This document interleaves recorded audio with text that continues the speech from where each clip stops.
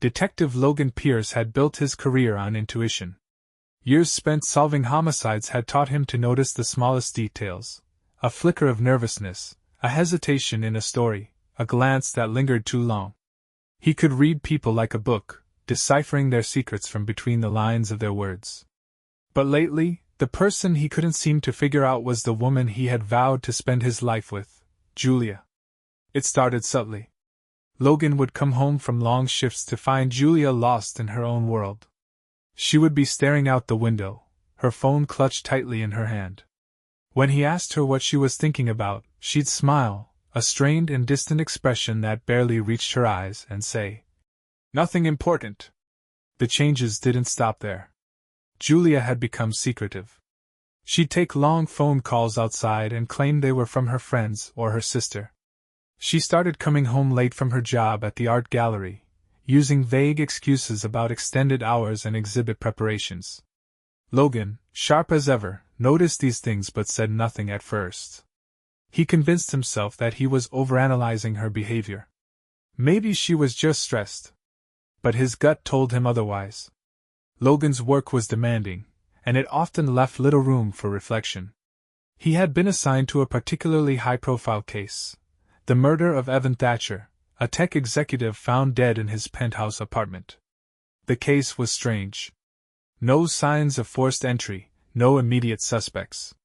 It was the kind of mystery Logan normally thrived on. But this time, his mind wasn't fully on the case. Julia's unexplained behavior was gnawing at him in the background like a dull, persistent ache. One night, Logan decided he'd had enough of playing the fool in his own home. He had spent years interrogating suspects, analyzing their lies and motives. He was skilled at uncovering the truth in the murkiest of situations. Why should this be any different? He began paying closer attention. At first, he thought his suspicions might be paranoia, but the signs became too glaring to ignore. Julia's phone, for example, was always with her now, never left unattended.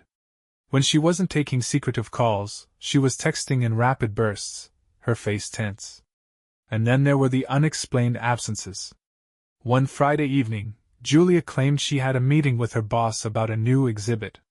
But when Logan drove by the gallery, it was dark and locked. She wasn't there. He confronted her later that night, trying to keep his tone neutral. "How was the meeting with your boss?"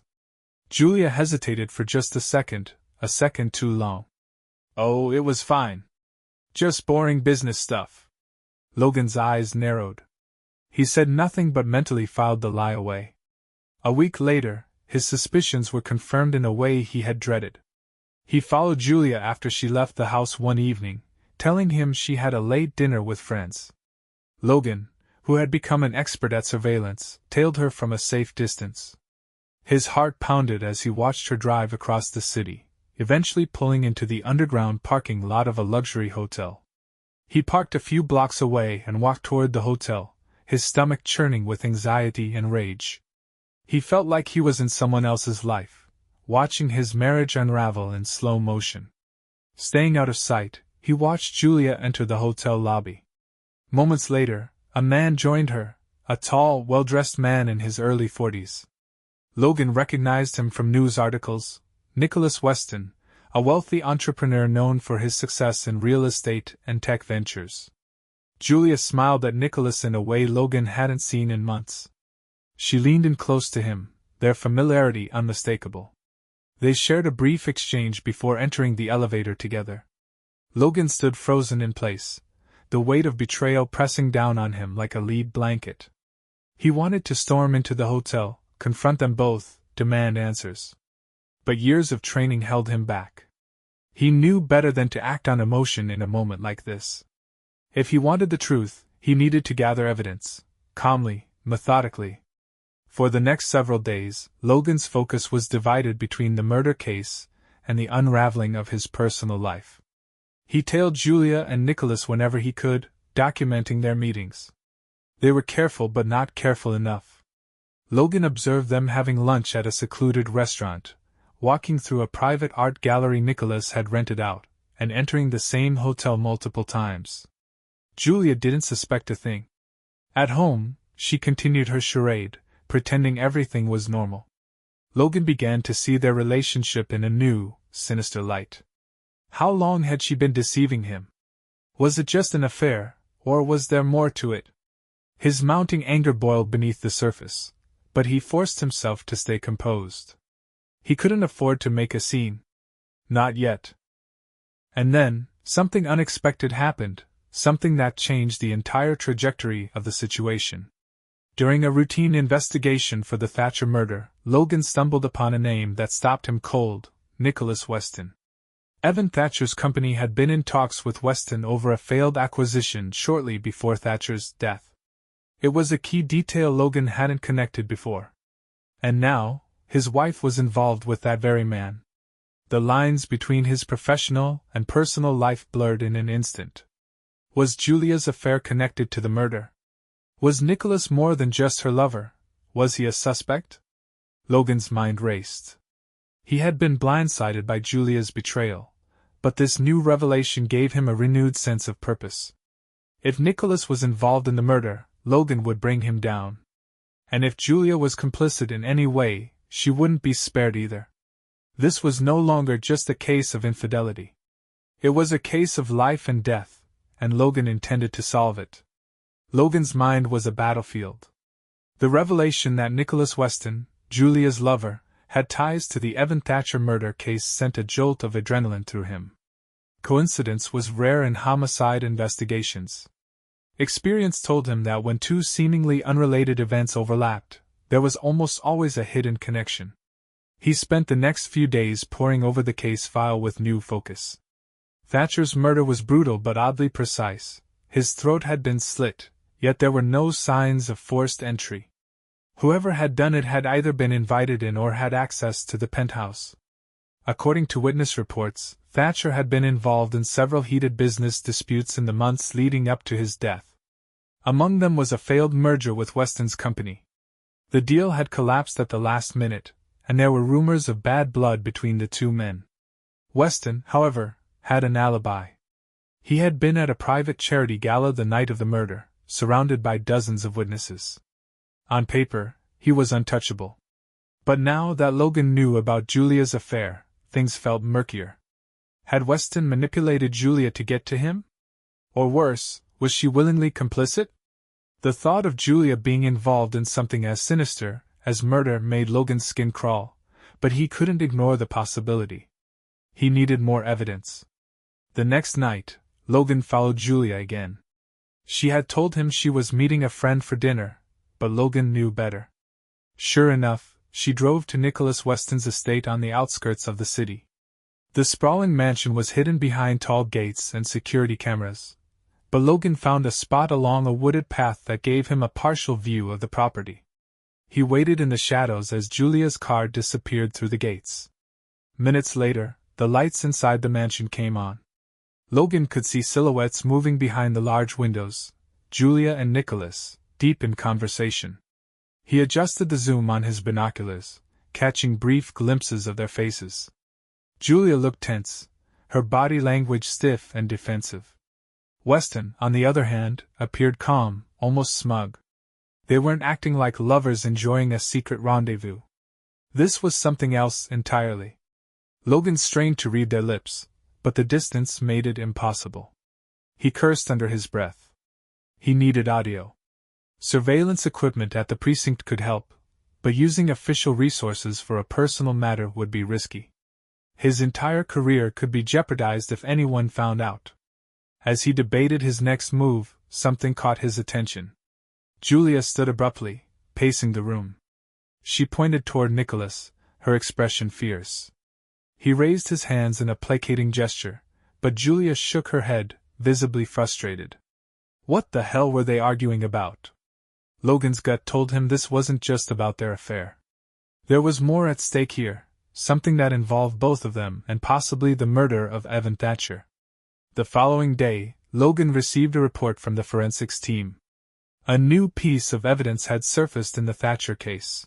Security footage from a nearby building captured a figure entering the service entrance of Thatcher's penthouse around the estimated time of death. The figure was wearing a hood, their face obscured, but there was something familiar about their posture and build. Logan studied the footage carefully, his mind racing. Could it be Nicholas? Or someone working on his behalf? His phone buzzed, interrupting his thoughts. It was Julia. "Hey," she said, her voice carefully casual. "I'm going to be late tonight. Don't wait up for me." "Everything okay?" Logan asked, trying to sound nonchalant. "Yeah, just work stuff." Work stuff. The same excuse she always used. Logan clenched his jaw. He didn't press her for details, knowing it would only raise suspicion. Instead, he hung up and quickly made plans to tail her again. That night, Julia led him to an upscale hotel downtown. Logan parked discreetly and followed her inside. She took the elevator to the penthouse level, and Logan trailed behind, waiting until the doors closed before calling for the next one. He reached the top floor and crept down the hallway, his footsteps muffled by the plush carpet. Julia entered a room at the end of the corridor. Logan waited for a few minutes, then approached the door, listening carefully. Voices filtered through the heavy wood. Julia's and another man's, Nicholas. "I told you this was a mistake," Julia said, her voice strained. "We're being watched. Logan knows something's wrong. Let him watch," Nicholas replied smoothly. "He can't touch us. Not without evidence." Logan's fists tightened at Nicholas's arrogance. He wanted to barge in and confront them both, but he needed more information. He pressed his ear closer to the door. "We can't keep doing this," Julia continued. "The plan is spiraling out of control. What if he figures out?" "Relax," Nicholas interrupted. "Everything is under control. You've played your part perfectly." Logan's mind reeled. The plan? What plan? What part had Julia played in all of this? The conversation grew quieter, their voices too muffled to make out clearly. Logan's pulse pounded in his ears. He stepped back, his thoughts spinning in a chaotic storm. Whatever was happening, Julia wasn't just having an affair. She was involved in something much larger, something dangerous. And now, Logan was caught in the middle of it. He retreated down the hallway, his mind racing with questions. Julia had always been an enigma to him, but now she was a complete stranger. How deep did her deception go? And how far was she willing to go to protect her secrets? Logan knew one thing for certain: he was no longer just a detective investigating a murder. He was a man trapped in a deadly game, and the stakes were higher than ever. Logan spent the next morning sifting through everything he knew about the murder of Evan Thatcher, the connection to Nicholas Weston, and now, most disturbingly, Julia's involvement. The conversation he had overheard last night echoed relentlessly in his mind. The plan is spiraling out of control. You've played your part perfectly. He was beginning to realize that the case wasn't just intersecting with his personal life by chance. It was deliberate. There was a plan in motion, and Julia was at the center of it. But how much control did she really have? Logan decided to lean into his investigative instincts. If he couldn't get answers from Julia directly, he'd dig into her life like he would any suspect. He started with her phone records, using his contacts at the precinct to discreetly pull her call history. The results were exactly what he expected: repeated calls to and from Nicholas Weston, as well as several unidentified numbers. One of those numbers stood out. It belonged to someone named Danielle Marks, who lived in another city. Logan had never heard Julia mention anyone by that name. Curious, he looked up Danielle and found that she was a lawyer who specialized in crisis management and high-profile corporate cases. Why was Julia talking to a crisis manager? He called Eddie, a fellow detective who had been helping him with the Thatcher investigation. "Eddie, I need you to look into someone, Danielle Marks. See if there's any connection between her, Weston, and Thatcher." "Got it. What's going on, Logan? You've been acting strange ever since this case landed on your desk." Logan hesitated, debating whether to tell Eddie the full truth. "Let's just say this case is more personal than I expected. I'll explain when I know more." Eddie sighed. "All right, but be careful. You know how these things can spiral. Don't let it get too close." "Too late," Logan muttered before hanging up. That afternoon, Logan received a message from Eddie. Danielle Marks has ties to Weston. She handled a corporate dispute for him 2 years ago. No direct link to Thatcher, though. Logan frowned. Danielle's involvement confirmed that Weston was taking extra precautions, but why? Was it because of the murder? Or because of Logan himself? He couldn't shake the feeling that Weston knew exactly how close Logan was getting. He decided to push further by reaching out to Thatcher's widow, Melissa. She had been cooperative in earlier interviews, but Logan suspected she might know more than she had shared. Melissa agreed to meet him at a cafe downtown. She arrived dressed in a sleek black coat, her face drawn and weary. Despite her composed exterior, her grief was palpable. "Detective Pierce," she greeted, shaking his hand. "You said you had more questions about Evan?" "Yes, thank you for meeting me," Logan replied, taking a seat across from her. "I wanted to ask you about Nicholas Weston. Did Evan mention him often?"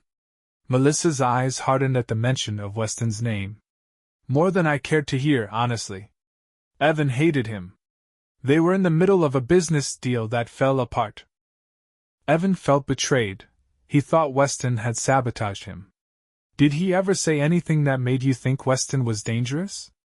Melissa hesitated, her gaze drifting to the window. "He didn't trust Weston, but I don't think he expected things to escalate. Evan wasn't the type to scare easily." Logan leaned forward.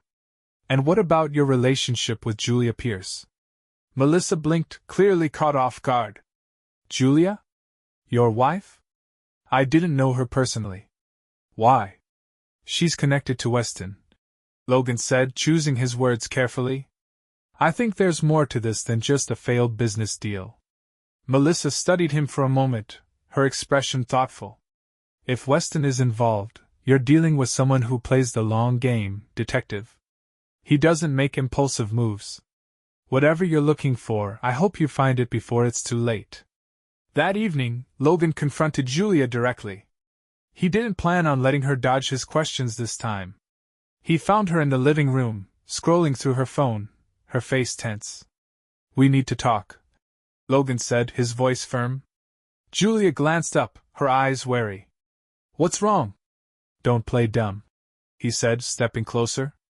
"I know about your meetings with Nicholas Weston. I know you've been lying to me for weeks. And I heard you last night, talking about a plan."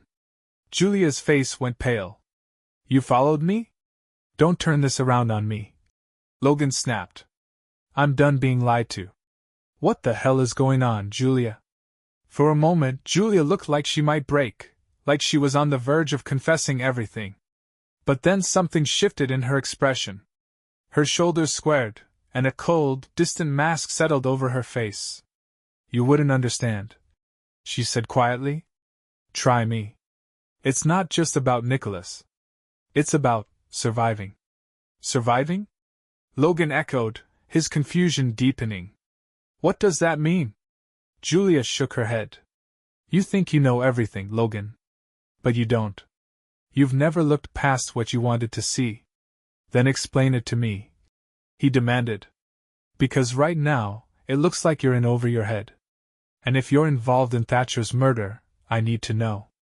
Julia's eyes filled with something unreadable, fear, sadness, perhaps even pity. "You'll find out soon enough.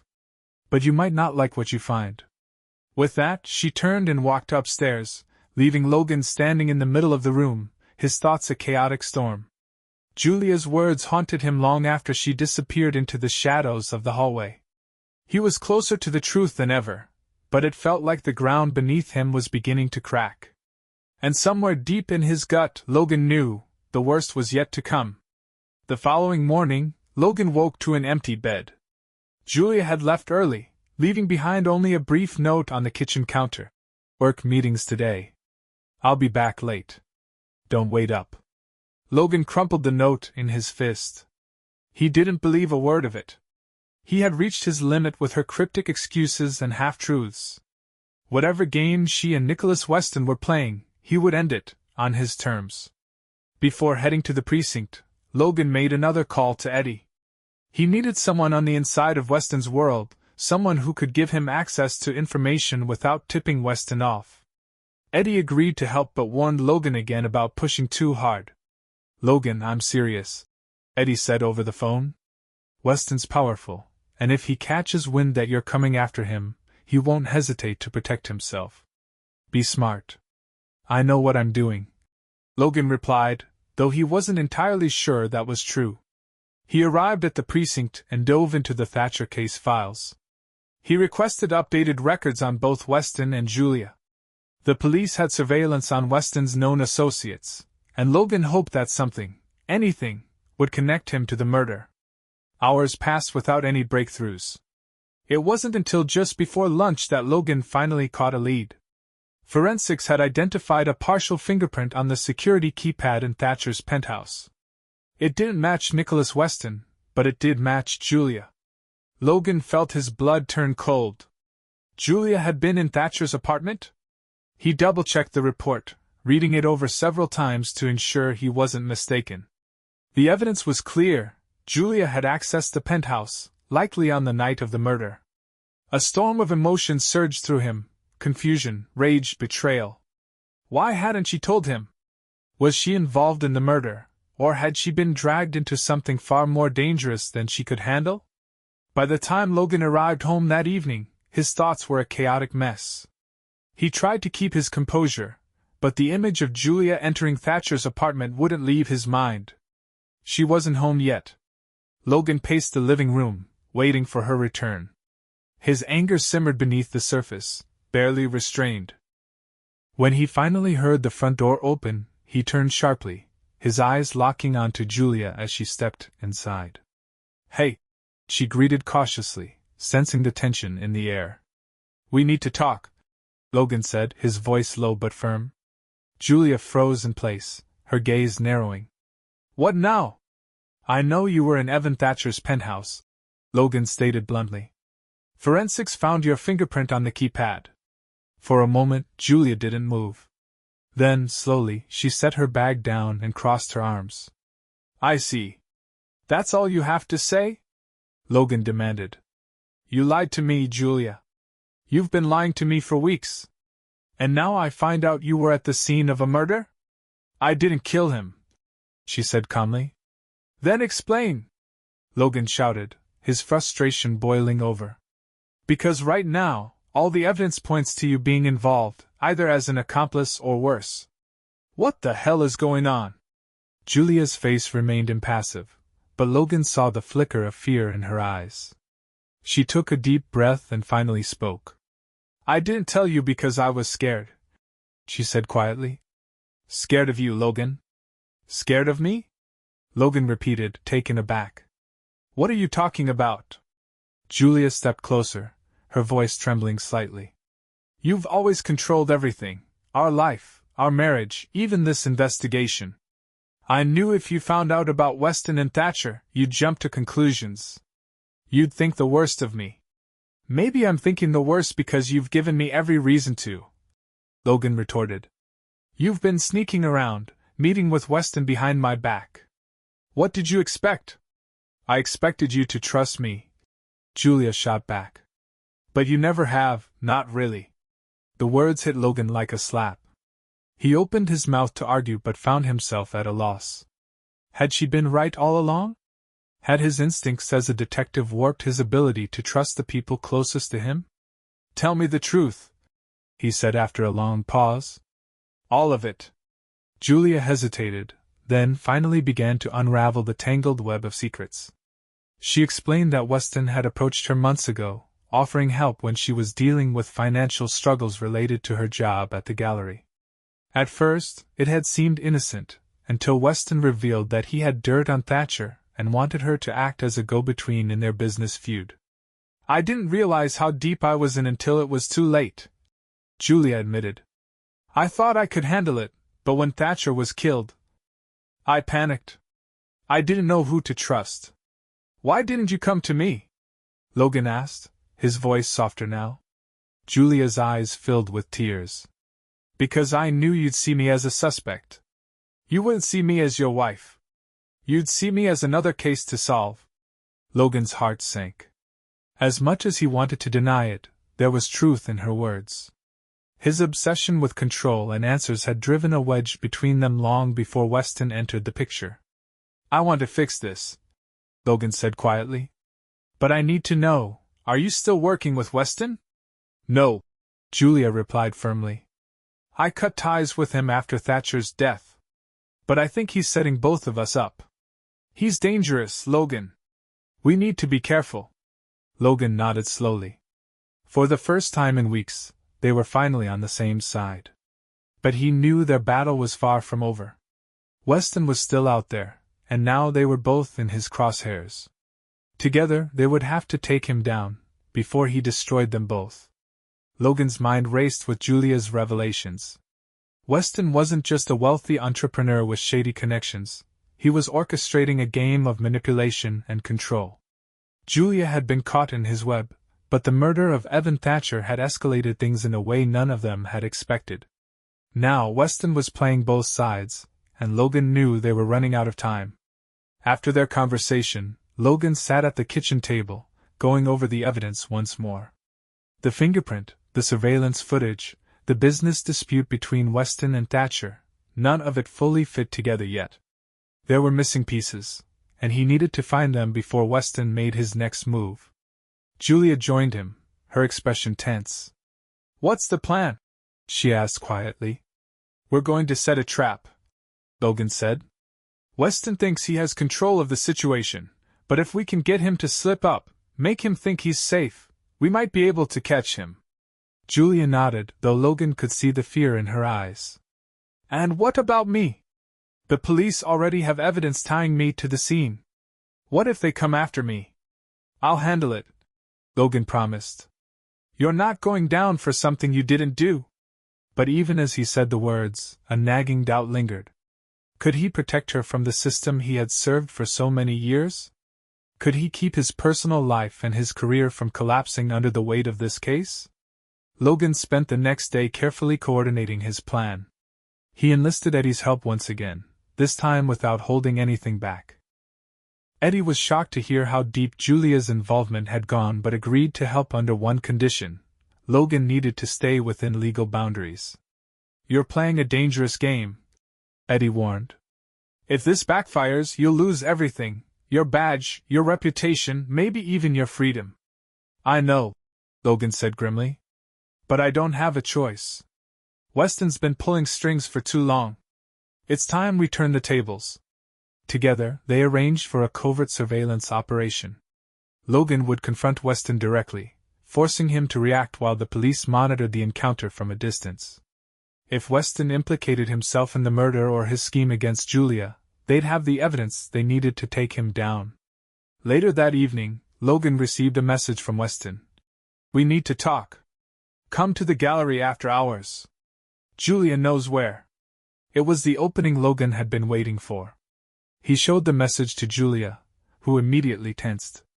"He's baiting you," she said. "He wants to draw you into his territory." "I know," Logan replied. "But we're going to use that to our advantage." Julia hesitated. "Logan, be careful. Weston's not just dangerous, he's smart. He'll have a plan." "So do I," Logan assured her. He kissed her forehead gently. "We'll end this together." That night, Logan and Julia arrived at the art gallery, the building eerily silent in the darkness. Julia unlocked the door, her hands trembling slightly. The gallery was empty, its exhibits casting strange shadows under the dim security lights. Logan's instincts were on high alert. He scanned the room, noting every possible exit and vantage point. Weston was here somewhere, watching, waiting.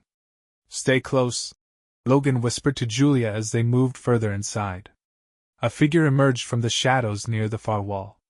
Weston stepped forward, his expression calm but calculating. He wore a tailored suit, his presence exuding confidence and control. "Detective Pierce," Weston greeted smoothly. "I've been expecting you." "Cut the theatrics," Logan said, his voice cold. "You wanted to talk. So talk." Weston chuckled softly. "Always so direct. I admire that about you. But you should know by now, This isn't a fight you can win. We'll see about that, Logan replied. I know about Thatcher. I know you've been manipulating Julia. It ends tonight. Weston's eyes flicked to Julia, his smile widening. Manipulating? Is that what she told you? Logan, you have no idea how deep this goes. Enlighten me, Logan said, stepping closer. Weston's expression darkened. You've spent your entire career trying to control the world around you. But control is an illusion. Julia saw that before you ever did. She came to me because she wanted freedom. From you? Logan's heart pounded. Don't turn this around on me. You're the one who dragged her into this mess. Weston shrugged. Believe what you want. But the truth is, she's been playing her own game all along. Julia stiffened beside Logan. Don't listen to him, she whispered urgently. But Weston's words planted seeds of doubt. Logan knew Weston was a master manipulator, but was there a kernel of truth buried in his lies? Had Julia been hiding more than she admitted? You're grasping at straws, Logan said, trying to maintain his composure. You're done, Weston. The police are already closing in. Weston smiled again, this time with a chilling confidence. Am I? Or have you just walked into my trap? Suddenly, Logan heard footsteps from outside the gallery.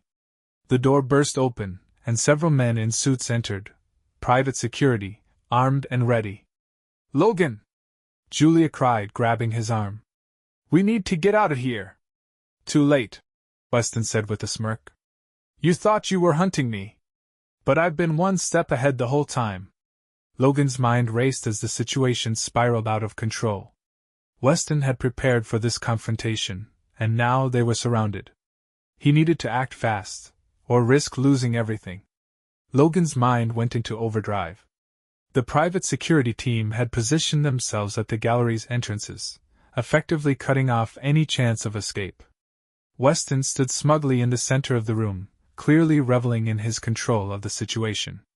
Relax, detective, Weston said smoothly. This doesn't have to end badly, for you or Julia. We're just having a little discussion. Logan's eyes scanned the room. He counted 4 guards, each armed.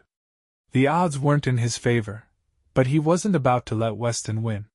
He needed to keep Weston talking, buy time for Eddie and the surveillance team to catch what was happening. You're making a mistake, Logan said, keeping his voice level. The police know you're involved in Thatcher's murder. Do you really think you can talk your way out of this? Weston chuckled softly. Murder is such a crude word. Let's call it business. Thatcher had enemies, and I wasn't the only one. I didn't have to dirty my hands to make things happen. That's a confession, Logan growled, stepping closer. And I've got all the evidence I need to take you down. Do you? Weston's tone was mocking. Because from where I'm standing, it looks like you're just another paranoid detective, letting personal problems cloud your judgment. How do you think the department will react when they find out you've been using police resources to spy on your wife and her supposed lover? Logan felt a flash of anger but forced himself to stay calm. Weston was baiting him, trying to destabilize him. He wouldn't fall for it. Keep talking, Logan said. Every word you say just adds to the case file. Ah, but that's the beauty of it, Weston replied. There won't be a case. You're going to take the fall for this, detective. Thatcher's death? The evidence will point to you. Logan's stomach dropped. Weston wasn't bluffing. He'd orchestrated everything to not only shield himself but to frame Logan. The fingerprint Julia had left in the penthouse, Logan's connection to both her and Weston, it could all be twisted to make him look guilty. You're insane, Logan said. No, detective, Weston countered, his eyes gleaming with malice. I'm just very good at what I do. Julia stepped forward, her voice cutting through the tension. Enough, Nicholas. This ends now. Weston turned to her, raising an eyebrow. Oh, Julia. Always so dramatic. You had your chance to walk away, but you chose to come here with him. You should have known better. I'm not afraid of you, Julia said, her voice steady despite the fear in her eyes. You've manipulated me long enough. You're not going to control my life anymore.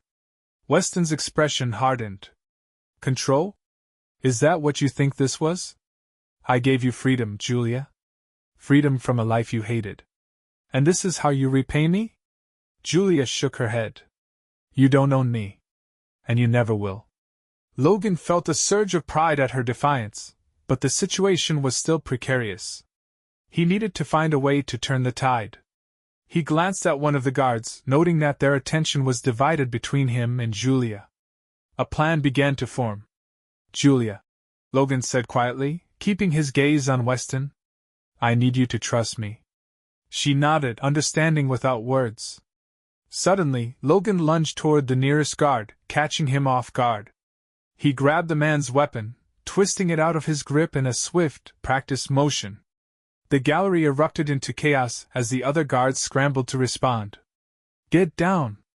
Logan shouted to Julia. She ducked behind a sculpture as Logan fired a warning shot into the air, forcing the guards to hesitate. Weston's calm facade finally cracked. Stand down! He barked at his men. Logan used the distraction to position himself between Julia and the guards. His mind was focused, every movement calculated. He needed to buy just a little more time for backup to arrive. Eddie, Logan muttered under his breath, hoping the hidden surveillance equipment was capturing everything. If you're hearing this, now would be a good time to show up. As if on cue, the distant sound of sirens filled the air. Weston's expression darkened as he realized the trap had been sprung. You think you've won? He hissed. This isn't a game, Weston, Logan replied. You've lost. The doors burst open as police officers stormed in, weapons drawn. The guards dropped their weapons and raised their hands, realizing the fight was over. Eddie entered the gallery, his face a mix of relief and determination. Took you long enough, Logan muttered as he lowered the stolen weapon. Hey, you're the one who likes dramatic showdowns, Eddie shot back. Weston glared at Logan, his smugness gone. This isn't over, he snarled. Oh, it's over, Logan said coldly. You're done.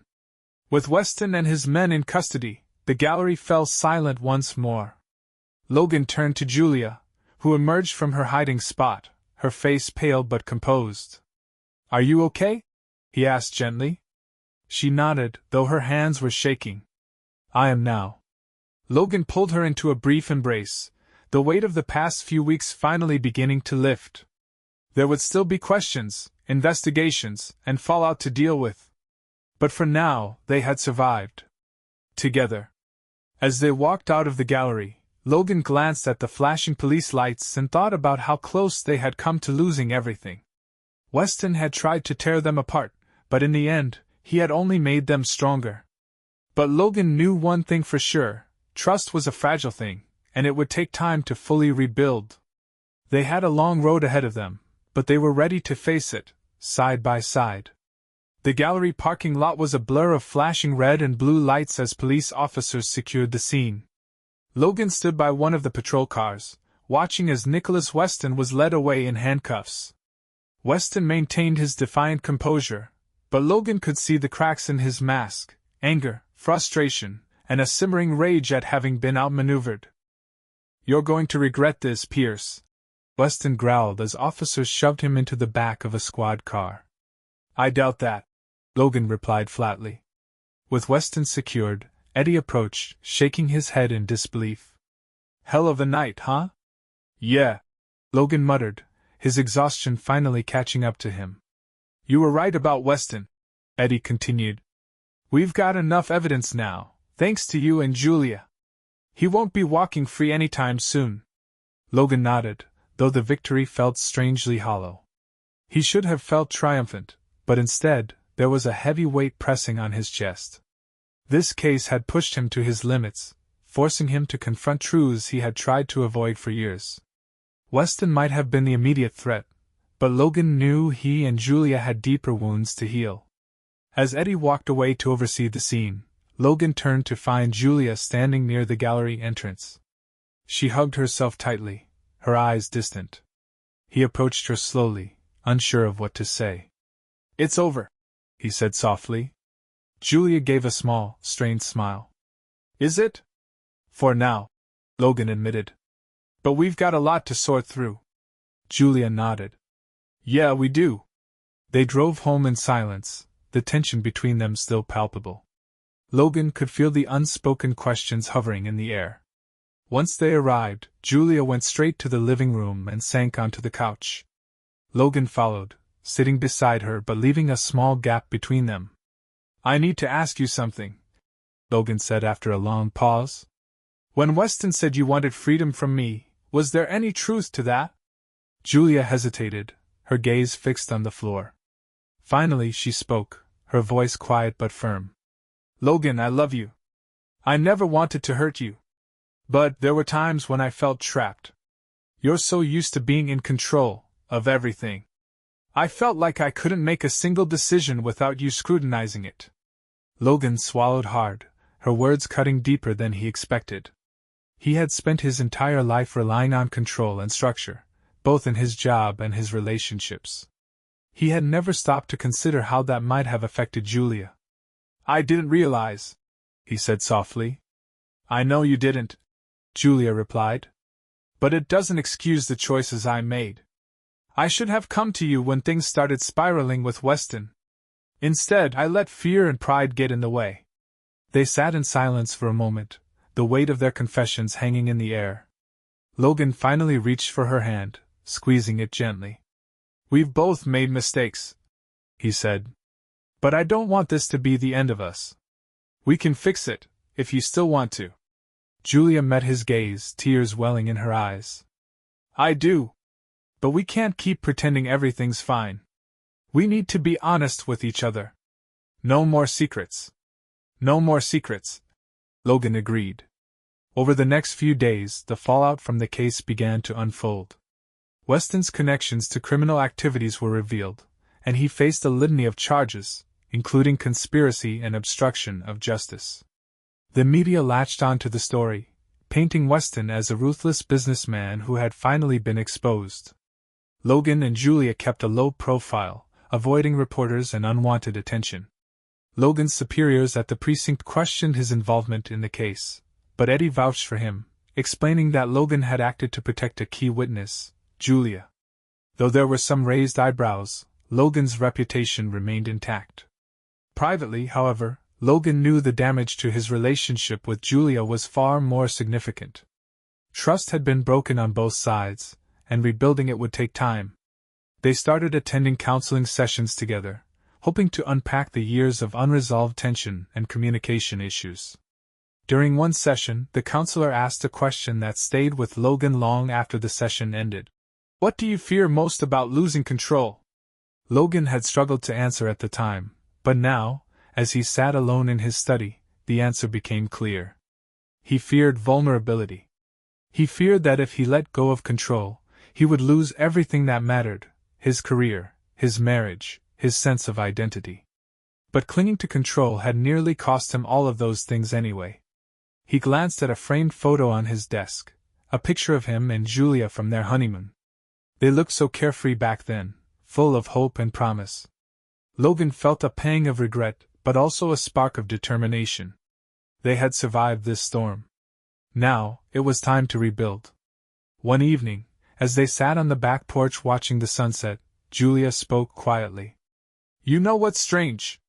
For the first time in a long time, I feel free. Not because of Weston or what happened, but because we're finally facing things head-on. Logan nodded, his hand resting on hers. It's strange for me too. Letting go of control doesn't come naturally, but maybe that's what we needed all along. The sunset bathed the world in warm hues, casting long shadows across the yard. But those shadows no longer felt threatening. They were simply a part of the landscape, something to be acknowledged, not feared. Together, Logan and Julia watched the sun dip below the horizon, ready to face whatever came next. The weeks following Nicholas Weston's arrest passed in a blur. The gallery reopened under new management, Weston's assets were frozen, and key witnesses began testifying against him in exchange for reduced charges. His empire was crumbling, but the story had faded from the headlines as newer scandals captured the public's attention. For Logan and Julia, however, the aftermath of Weston's schemes still lingered. There were moments of tension and discomfort, reminders of how close they had come to losing everything. But those moments were growing fewer and farther between.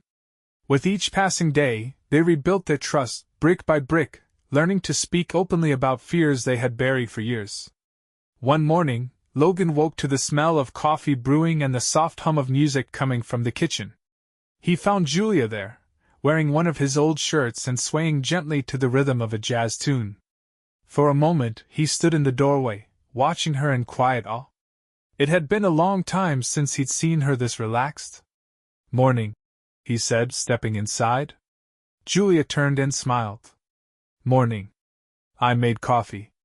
He poured himself a cup and leaned against the counter, savoring the peaceful atmosphere. "Feels different, doesn't it?" Julia nodded. "Yeah. Like we're finally coming up for air."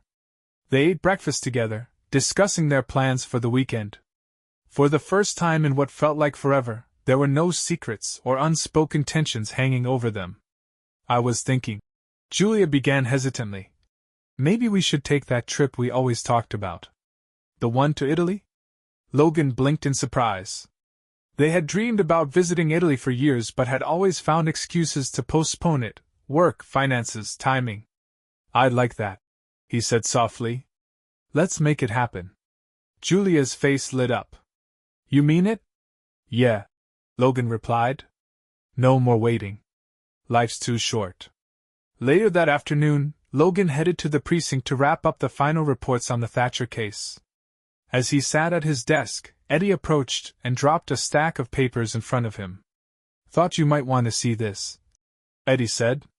"The DA's office is building a solid case against Weston. He won't be seeing the outside of a prison cell anytime soon." Logan skimmed through the documents, feeling a sense of closure. Weston's manipulations had nearly destroyed his life, but justice was finally catching up with him. "You did good work, Logan," Eddie added. "I know this case got personal, but you kept it together." "Barely," Logan muttered. Eddie chuckled. "Hey, we've all been there. Just remember, control's a double-edged sword. Sometimes letting go is the only way forward." Logan nodded thoughtfully. "Yeah. I'm starting to learn that." That evening, Logan and Julia drove to a nearby park. It was a place they had visited often when they first moved to the city, a quiet retreat from the chaos of their jobs. They walked along the path in companionable silence, the cool breeze rustling the trees around them. "I used to come here when things got overwhelming," Julia admitted. "It reminded me that there's more to life than everything Weston dragged me into." Logan squeezed her hand. "We both let the world control us in different ways. But not anymore." They reached a small pond at the center of the park. Julia sat on a bench, pulling Logan down beside her. The reflection of the moon shimmered on the water's surface, casting a peaceful glow over the landscape. "What do you think the future looks like for us?" Julia asked softly. Logan thought for a moment. "Honestly? I don't know. But I think that's the point. We don't have to plan every detail. We just take it one step at a time." Julia smiled. "I can live with that." They sat in peaceful contemplation, watching the ripples on the pond. For the first time in a long while, Logan felt truly at peace. The case, the lies, the danger, it was all behind them. What lay ahead was uncertain, but it no longer frightened him. He had learned a valuable lesson through all of this. Control, as Eddie had said, was a double-edged sword. By clinging to it too tightly, he had nearly lost everything he cared about. But by letting go, by trusting Julia and allowing himself to be vulnerable, he had found something far more valuable: freedom, not just for her but for himself. Months later, Logan and Julia boarded a plane to Italy. As they settled into their seats, Julia leaned her head against his shoulder, a content smile on her face. Logan glanced out the window, watching the city lights fade into the distance. This wasn't an escape. It was a new beginning. And together, they were ready to write the next chapter of their lives, free from the shadows of the past.